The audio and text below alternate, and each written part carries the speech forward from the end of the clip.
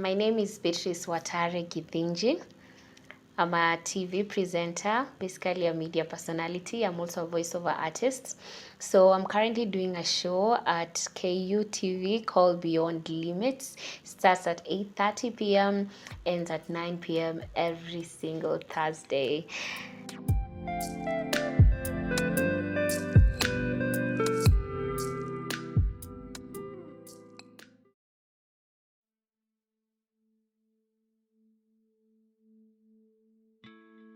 So, they say that love is blind, but I actually think what they meant is that love can actually make you blind to a lot of things. So, for me, I had a terrible experience because love was involved, and this is my story. I remember when it started, nilikuwa tu nimetulia job, I was just working. And then I got an email, the email by a guy called Kenneth. So when this email came in, ilikuwa na the hapa juu ilikuwa imeandikwa Madaraka Special, and it was actually a day to Madaraka Day. So that was the title of the email yenye nilipata.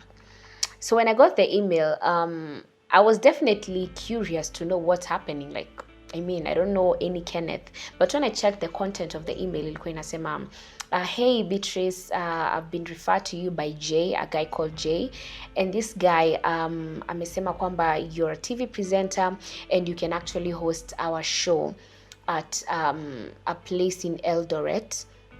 I don't remember the name very well, but I remember it was a Madaraka event, and they said that it's a family affair, something of the sort, that it was supposed to be a private thing for the family members as well as close friends. So I was really excited because at that time, it was when I had just started doing my show at KUTV called Rise Today.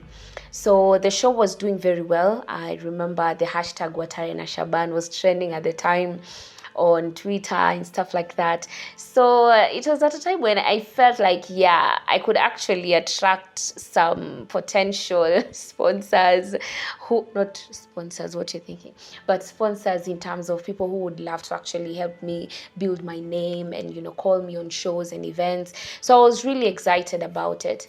So when he said Jay, I was like, who is Jay? I don't know if I know any Jay. That's when someone texted me on WhatsApp and was like, hey, my name is Jay. Nimekuwa nikiangalia show yako, tushai kuja huko KUTV interview or something, and I really wanted to have you utuhostie show yetu in Eldoret. That was called Madaraka Special, the family affair. So I was really very much excited because what followed was that the pay was 70k upon arrival. Notice the words, upon arrival. So ni lazima ufike kwanza ndio pesa ingie.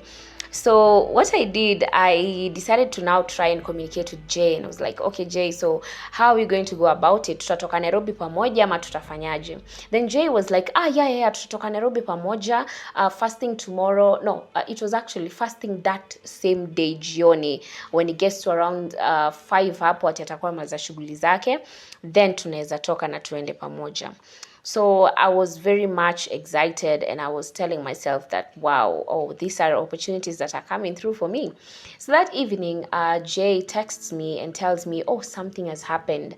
My sister Christabel amepoteza the boyfriend. Like, this person was even killing people. Crazy. But aliniambia that the sister Christabel amepoteza the boyfriend, and that the sister had to travel for the burial or something of the sort. And I was like, I'm so sorry. That is really bad. That is terrible. So nikakuwa lost in that whole sad thing of the sister losing the boyfriend, and I was just imagining how bad that can be. And then sasa Jay asked me, ungetaka kuongea na Christabel? I was like, yeah, sure, no problem, I'd like to talk to her. Then, so as a sister that I was trying to be to Christabel, I was like, I'm so sorry, baby girl, you're gonna be okay, everything will be fine. So this guy would be like, wacha nimpatie simu yangu, maana hana simu at the moment, inasumbua, tumia simu yangu ndio muongee na Christabel. So we would talk, then she told me that she's an air hostess, stuff like that. We kind of bonded. So in the middle of that, Jay would tell me that, okay, sina do, nimehave kupatia sistangu 100k, so I will have to facilitate my own traveling to Eldoret. At first I thought atanilipia because I mean yeye ndo ameniita, and plus I was like, ata kama hana, I mean how much is it to Eldoret? I can afford it because again I'm going there alafu nipate pesa yangu upon arrival. I told my parents and then they were able to send me some transport money knowing that I will be there. On my way there, I really had a hard time, by the way, getting a matatu. I think it was God's direction trying to tell me like hii safari si nzuri because niliteseka kufika huko. And then this guy told me that he will have to go with an aeroplane because apparently these people wanamtaka yeye afike haraka, because now he was calling himself my manager. So in the middle of that, nikiwa njiani, I finally got a car, and nikiwa kwa njia, these people emailed me again, and then they were like, boss amesema anataka pia host the private show that was supposed to be at night after hosting the main event, that usiku ikifika nita host the private show and that I'll be paid 30k extra. Oh my god, I think these people usually just work on your greed, you know. So I was very excited and I told myself, at least this is a very good journey, because again, hata niliomba ruhusa job nikijua I'm going to be doing this and I'm going to be getting some money off of it. When I got there, I remember very well trying to cross the road and seeing this guy passing across. Alikuwa akivuka barabara. I remember it as if it was yesterday, because I think that was about 3 years ago. So I saw him akikuja towards me and I was like, oh, that should be Jay. And then we talked and went to the room. I think the hotel was called Mahindi, if I'm not so wrong, something Mahindi, because it had the maize cobs, like part of the brand. I don't know, maybe the owner anapenda Mahindi. Probably. But so when we got there, the hotel room yenye tulikuwa, I actually thought that we were going to be having separate rooms, but this guy was like, oh, rooms zimeisha, so we'll have to, manage this one for now. And of course, because of the mishaps that traveling, I got there a little bit late. So when I got there, I realized that this guy was suggesting that tulale on the same bed. So what I did, I was in my jeans, so I slept with all my clothes on. So nikalala, and in the middle of the night tukiongeaongea hivi, this guy picks a phone call and he's like, oh, ikuna deal ingine nini. So apparently this was a deal from Always. And then umsi alikuwa like, how much is the payment ya manager na ya nini mwenye atatumiwa ya ambassador ni how much, anafaa kutravel kwenda wapi. So it was basically like I was getting excited already, because I'm like, oh wow, hii deal inakuja through. This guy told me that because I got there late, yule mtu alifaa kunipatia do upon arrival hayuko, but they will give me the next day before starting the show. So in the middle of the night, hapo tu niko excited tayari that another deal is coming. I couldn't stop thanking God for the opportunity. Called my mom, called my dad, telling them that, hey, this thing is coming through. I'm really, really excited about it.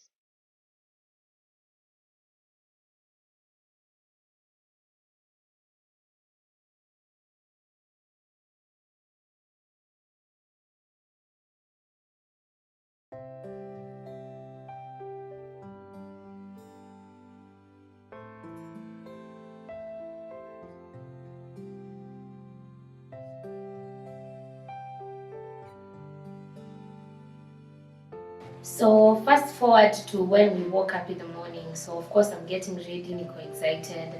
So this guy sasa akasema kwamba that they were supposed to deposit some money kidogo so that at least niweze kununua nguo, but the banks were not open. It was Madaraka Day, so clearly hakuna vile tungepata, but alisema there's a way mtu anaweza mtumia ni nini. So that was to invite the fact that tuzunguke tutafute nguo. So tukapiga raundi na test manguo. I was really excited about it. So in the middle of it namuuliza, wase wajaongea, niambia mazeta na try kuwapigia, hebu nisikie wanasemaje. Akakuwa like nawapigia hawashiki simu. So what happened is when we were in the middle of hiyo kuzunguka, I remember we were at a road, naikumbuka kabisa very clearly, a road whereby on this other side ndio kulikuwa na cooperative bank where apparently my money was deposited. Tukiwa hapo, this fake sister naitwa Christabel akampigia simu And then alikuwa like, bebe, watu wa Jameson wamesema ati wanakukall, kuna kitu ina happen. Ni nini, hebu sikia wanakuambia nini. So this fake Jameson guy calls. This guy would pretend that really anaongea na simu. So anasema ati mazee, tumepata deal moto. Tulikuwa tunataka Christabel na huyo dem mwenye uko na yeye tuwatumie kama brand ambassadors wa Jameson, because you know they are trying to look for people to use. Kama sasa hivi unaona kina recommend wanatumika. So basically we were told that we were supposed to do something of this sort. And then again niko kwa TV, so I was like, probably wameona this is a young person, this is someone who can influence watu wa campus wafanye hii kazi. So nile, even as much as these other deals are not working, kuna vile ananifanya nisisahau, you know, anafanya nisahau kwamba kuna kitu kama Madaraka special event yenye tulifaa ku-host. So in the middle of us getting that information, yananiambia imagine wame cancel event asijuu ya mvua nini, because it was actually drizzling. So like, because it's supposed to be in an open park, wanatry kuona kama wataiweka indoors, wacha tuone kama ita work out. So I'm like, okay, sawa, wacha ningoje. So all these are false hopes, like nashinda tu nimeambiwa ngoja. So the next day came, and that day tukalala tu. So I'm still excited because nalala na ile mentality ya wait, ya Jameson inakuja, always pay inakuja. So I feel like everything is really going to work out well and perfectly. So that night, before sleeping, this guy tells me that manze, kesho nimepigiwa simu na watu wa always tunafaa kupeleka kufanywe makeup.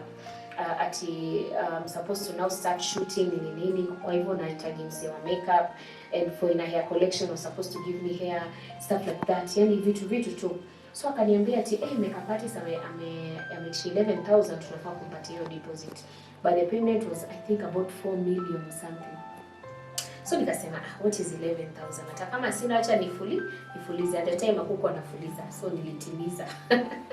This guy introduced me to something called timiza, yenye sikuwa najua, but nilitimiza hiyo day, and apparently my limit was at 11,000. I didn't know about it. So nikachukua hiyo loan, nikatumia namba fulani. Whoever this number was, sijui ilikuwa nani, but nilituma kwa hiyo namba nikijua that I've already secured my makeup artist. So the next day sasa ikafika, and this guy tells me that manze, tunafaa kulipa 5k for the hotel room. Kuna pesa na expect, but si unaweza isort, then nitakupatia jioni. So I'm like, okay, we need to stay another more day, because again lazima tungoje huu makeup artist nini. So in the middle of that, Christabel texts me, alafu ananiambia ati bro, ambia Betty kuna Oppo mpya imetolewa, there's a new Oppo yenye imetoka, tunahitaji kutafuta 5k ndio tutumie kama brand ambassadors. So I'm like, maze, hizi deals zimekuwa mingi, but at the same time uko tempted, like kama hii itawork, at least kuna nyingine. Alafu unaona he's using different people, so definitely kuna vile unaamini. Alafu they are also emailing me, because he also had very many fake emails. So naambiwa tunafaa kutafuta 5k. Of course nikatafuta hiyo 5k nikampatia. Akaniambia tukienda Nairobi hiyo ndio deal tutaweza kuifanya. So I remember us going all the way to Equity Bank the next day, because apparently watu wa Jameson walikuwa washa deposit pesa kwa account. So we went there, nikawaambia because kama wanaweka 4 million, then 1 million nitachukua, 1 million nitumie dad, 1 million nitumie mom. And then I think 1 million nilisema nitampatia or something of the sort. So I asked my parents to send me their account details, their ID number, nikampatia. Then we actually met with someone hapo at the end, msee wa Equity. Nikijua kabisa, wait a minute, this is actually going to work out. This feels positive. So niko na all these false hopes, niko na so many things that is nani convinced that, you know what, yeah, this is it. So that evening ndio sasa tulienda kwa club fulani huko. This guy ni kama pia alikuwa ananitumia pia kwa raha zake tu, yani ajibambe kwa club. So we went to a club, and you know, he bought some 2 beers. He was also investing in it, because sasa si lazima angeni sponsor mtuka hizo. So while we were there, ndio sasa akaanza kuongelelea mambo ya I'm even happy that this actually didn't go through, because alikuwa amejifanya anaongea na recommend about me going to Daystar University to pursue journalism. So like probably msee akisema hivyo, he knew that Probably I will give him my school fees at some point or something of the sort. I'm just happy that didn't go through because I don't know what I would have done. So alikuwa ready kusema ati Daystar, unaweza enda Daystar usome huko. So this guy anatry tu kunionyesha venye anajuana na watu. So he's investing in, you know, making sure that I am convinced about who he really is. So that night when we went to the house, to the hotel room, that is, anaanza kusema ati kuna vile ana develop feelings for me. So that's where it started. After tulitoka kwa club, he knew I was a bit tipsy, so unajua it's like the right time to start such a topic. So I told him no, apparently at the moment I'm dating and my boyfriend is in Dubai. I don't know amekwamia huko. I don't know what happened, but he has been telling me that the visa is not working. So like nile namwambia, I don't even know if he's telling me the truth. You know, demu ukianza tu kulialia sijui boyfriend amekufanyia nini, you will start narrating so many stories. You start pouring out all your frustrations. So I did that with him, and I think that gave him a leeway to know how to now kuningiza box vizuri. So alipigia sister yake Crystal, akaniambia my sister Crystal is actually an air hostess. So sijali, I got you. Tupatie details zake, we will tell you if really he's honest about his visa. So these people even like alinitumia tu details, ananiambia ati mzee wako anadanganya, visa iko sawa, kila kitu iko sawa, he's probably lying to you and ufai kumwamini, ako in Dubai because anataka kukua Dubai, si ati tuko na shida za visa or anything. So it created a rift between me and my boyfriend at the time, and we broke up. Sasa hiyo ndio ikampatia the leeway ya kunidate, of which at first I was a bit skeptical, but as time went by nikaanza kujiambia what is wrong in dating your manager, like atakusaidia, utagrow. So unaonanga vile the dance queen venye kuliendanga, or like who is this Mungai Eve with the director, it just felt like tuko in the same field, so we can definitely, you know, get together on so many things.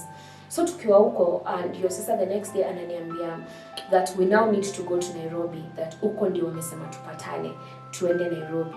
So now what I didn't know is that this guy was never in Nairobi in the first place. Ni mimi nilimtoa Eldoret kuenda all the way to Nairobi, and that is where now like the next thing now came up of how he was supposed to now call me vizuri in an environment that I know people around, in an environment that we can get even closer. But he already had a strategy of how he would convince me to still continue as in kumwamini and stuff like that. So we came to Nairobi, actually fare mimi ndio nililipa. Nikiwa njiani, I remember I was talking to him about by the way kuna msanii mpya Masauti ame come through, and then he kept telling me by the way hebu muulize kama kuna manager.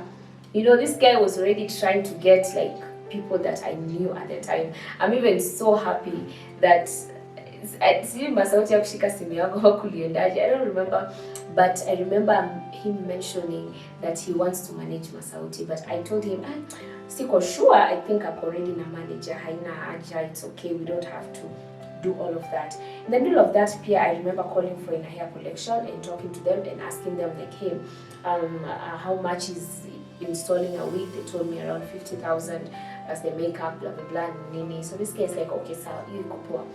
Kina Jamison watalipia, maybe si tutalipia half of it, but Jamison will definitely take care of a big amount of it. So now we came to Nairobi, and that's when he started introducing the third parties and the other people that were supposed to help him con me.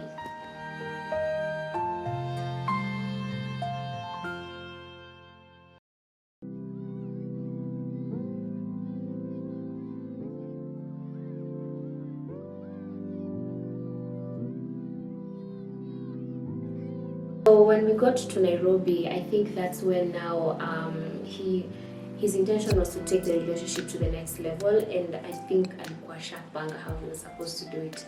Because when we got there, this guy was like, hey, imagine Christabel agenda na key yangu ya nyumba. And he kept telling me about how amazing the house looks like ni kubwa, sijui kuna swimming pool, sijui nini, anasema ati biashara yake tu inampatia do sana. I remember even joking around and telling him, na kwani watu wako na pesa hawavangi vitu madesigner expensive. Like, mimi ni msem simple, napenda tu kwa msem simple. I was like, okay, simplicity is the best. Kuna kitu kama hiyo, simplicity something. But anyway, when we got there, Christabel anapiga simu, and then ako like ameacha, alienda na key yangu, so ati anaomba alale kwangu hiyo siku moja so that at least ataenda the next day, atajua vile ataenda ama atabook hotel. So I'm like, okay, no problem. Again, this guy is helping me. You don't want to lose hold of him because unaona ni mwache alafu hizi deals zitaponyoka tu hivyo, zitaenda. So like nilikuwa naishi bed sitter. I wasn't even living in a big house, just a simple bed sitter nikawa ndani. So we literally had to share a bed with him, like nikiwa hapo.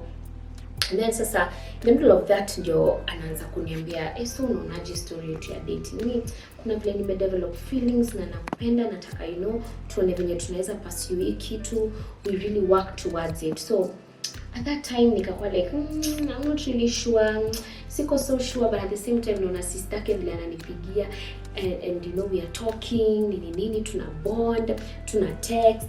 And then now the biggest third party was introduced, who is the mom.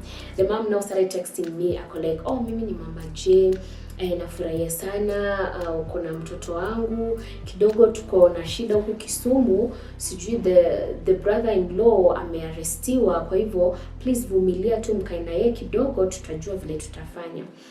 So at that point I was like, since I love this guy, not really love at the time, but since I'm trying to pursue a relationship, then it will be bad for me nimfukuze tu na sijui anaenda wapi. I think sometimes when you're nice, people can really take advantage of it. So I decided to actually house him for the time that he needed me to do that. Fast forward to almost a whole month actually, that's how far we had gone.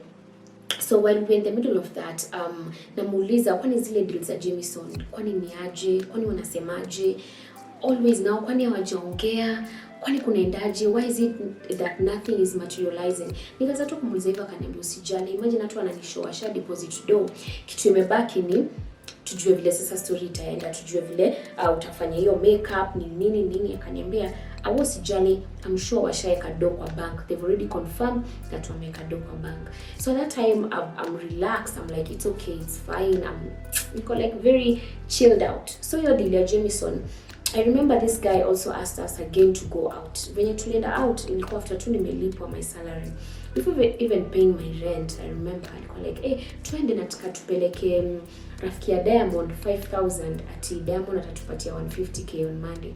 So I was like okay. Alikuwa anaongea na mtu kwa simu, ana sound kama yani Diamond. And then he had some videos online of him and Diamond and some other celebrities wakiwapeleka 10/10. But he was just like a third wheel huko nyuma. But you would believe him because again, unaona kabisa si ndio hawa pamoja, the videos, the evidence is there that at least wanajuana, they have some wanajuana in a way.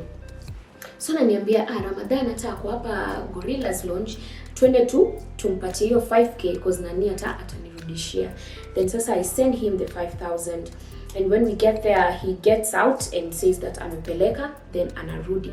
When he came back he showed me a picture of contact ati ni Huda Monroe. So he would tell me that Huda pia yeye wana work pia na Jameson, kuona kama pia atakuwa brand ambassador. So I'm like okay, so tunafaa kuwork na Huda ama inafaa kukuaje? So he tells me that nasikia actually Jameson wamekuwa hawaongei because walichukua Huda ndio apige hii deal ya Jameson. But again he had also told me about deal ya Singleton, ati wa Jameson walinipatilishia kwa Singleton sasa. So I'm still bado niko na deals ya always pia bado ina come through. So bado deals ziko, si ati zimeisha, si ati zimepotea. So fast forward to yeye kusema hazija work out. Bado hata hizi za Singleton sasa kwanza hizo ndio zilikula pesa sasa vizuri, because this guy would tell me that we need a passport because unafaa kwenda sijui country gani, ndio uko ndio unafaa kushutia, that's where you're supposed to shoot from, you need a passport. So this guy tells me that kama unahitaji passport, unajua vitu unahitaji, photocopies nini za ID, your father and mother nini zote. So I had to call my parents from Nanyuki niwaambie by the nitumieni cause inahitajika, we need those passports, we need those details. na ndio hizo details zao ndio zitanisaidia mimi kupata passport.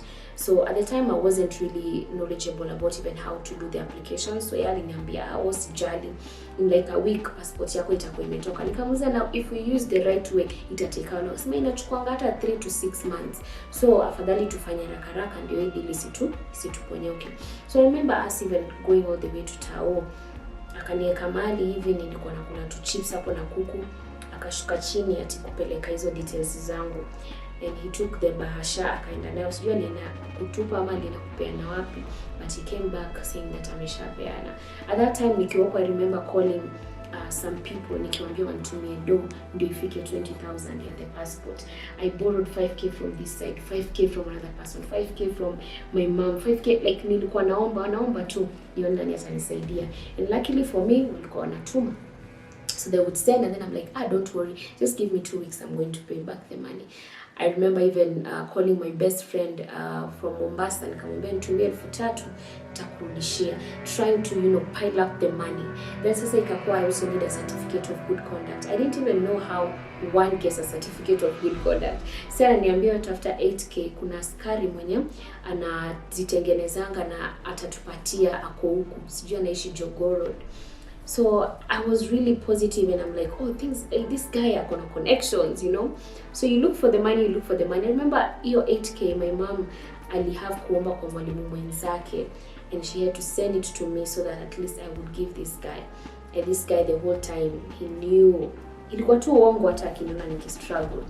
So when I did that and hoping that the passport inakuja very soon, I'm hoping that these guys will pay me, I'm hoping that there's some money itaingia kwa account.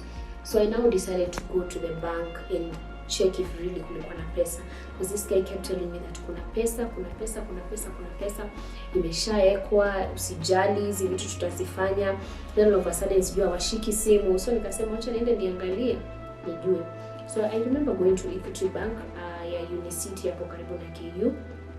I went there, and then I even had to talk to huyo msee kisiriseni, namwambia nimeamua kuna mamilioni imekuwa kwa account, I just want to confirm because I'm working for Singleton. You're just like showing them that you're the big thing. So they checked my account and niambia, balance inasema 0. Maybe you should confirm if maybe wameeka kwa the right account number. So obviously I was very much devastated, because tunajua vile kungojea pesa, expect pesa inakuaga so excited about it. So hiyo pesa ikakuwa haiko. Now the frustrations, that's where they began, because I'm like, why isn't anything working out? What is going on? Is everything really okay? Alafu huyo mtu tuko naye kwa nyumba, kwa hivyo anaona reaction yangu, anajua how to counter, anajua how to make me feel better. He knows like how to lie to me, the perfect lie, the perfect angle, the perfect lie yenye atanipatia, yenye itakuwa like, yeah, usijali, I got you. The same time I was still hosting the morning show. So I remember ilikuwa imefika place sina door, like I was really drained. Tala, branch, nilikuwa nimekopa like literally everywhere, mpaka hata nimeishiwa with anywhere else kukopa. Nilikuwa nimechukua so many loans at the time, just to sustain myself, to sustain him, because nilikuwa naenda job na mwacha tu kwa nyumba, narudi nampata hapo. So I remember even time naenda morning show, I would be so hungry hadi naambia my co-host, Shaban, so ninunulie ka smoky na kamandazi.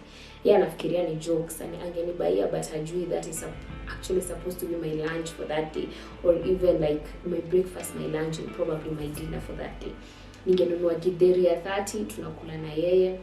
Like I literally had to take care of him with my everything, because I knew he's working behind the scenes to make my deals come through. I remember mpaka hata nilipata email even from Citizen TV wakiniambia ati wameona venye I'm a good presenter, because you notice that even though I was going through all this, I didn't quit from work. I continued doing it. I didn't allow the stress it come in between me and my work, me interviewing guests. It didn't really harm me or anything. So I kept being diligent and doing what I had to do, smiling every morning. So Citizen TV, I don't remember the name of the guy when I checked, the fake guy, which name mumse alitumia, But they told me that I needed the certificate of good conduct again. So I'm like, hey, your certificate, si ulikuwa umesema kuna msee alifaa kututengenezea. So he tells me that usijali, kesho tunaiendea. Then this guy tells me that hata usijali, we tuma tu 1k tukuundie work permit. And then I'm like, no, at the moment I'm really broke, akisina anything. Siwezi tutafuta hata kama ni nusu yake. This guy's like, usijali, ni sawa, wacha nitakutafutia, wewe nitumie tu 500. Hiyo 500 nilisema ati ninajaribu kuipata wapi? Sikuwa pia naipata. Na ndio anasema, don't worry, just send the 300, tuma tu 300 ni sawa. So I send it to him. I remember that day I was actually supposed to go for an interview at Citizen, and it was really late. Ilikuwa around 5, but this guy was telling me, we kuja. So after nimeoga, nimejitayarisha, nimemaliza kila kitu, I'm about to step out. I emailed this guy kumwambia I'm on my way. Then he's like, imagine boss ametoka. Na hii ni after nimeshatuma hiyo do na nimejitayarisha, nimevaa heels, niko ready, I'm ready with my CV and everything. So this guy tells me that, and then I go back to the house again. Now I am so frustrated. Yani nilikuwa hadi nakonda stress ya kila siku. So now I started asking Jay, something is happening. Mbona hizi deals tu zinapotea tu hivi? Mbona hakuna kitu yenye ina happen? Why is it that nothing is really playing out? How come nothing is really materializing? So that's when now he introduced his backup plan and gave me reasons why things were not working out the way I thought they should.